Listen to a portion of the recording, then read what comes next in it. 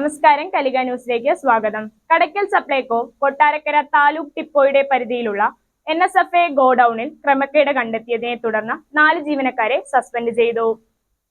കൊല്ലം കടയ്ക്കൽ സപ്ലൈകോ കൊട്ടാരക്കര താലൂക്ക് ഡിപ്പോയുടെ പരിധിയിലുള്ള NSFA ഗോഡൌണിൽ ക്രമക്കേട് കണ്ടെത്തിയതിനെ തുടർന്ന് 4 ജീവനക്കാരെ സസ്പെൻഡ് ചെയ്തു.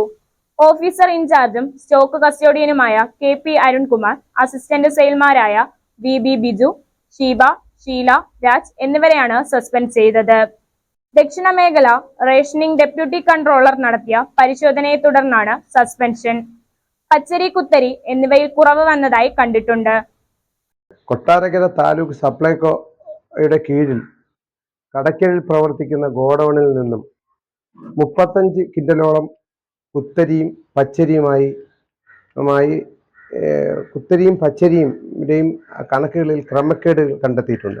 അതിന് അടിസ്ഥാനമായി 3 ജീവനക്കാരെ സസ്പെൻഡ് ചെയ്തിട്ടുണ്ട്.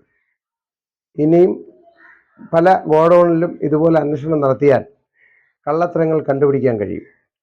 ഇത് സമഗ്രമായ ഒരു അന്വേഷണം നടത്തി ഈ തിരിമറി കാട്ടുന്നവരെ നിയമത്തിന് മുന്നിൽ കൊണ്ടുവരണമെന്നാണ് പൊതുപ്രവർത്തകൻ എന്നുള്ളവരിൽ എനിക്ക് പറയാനുള്ളത്.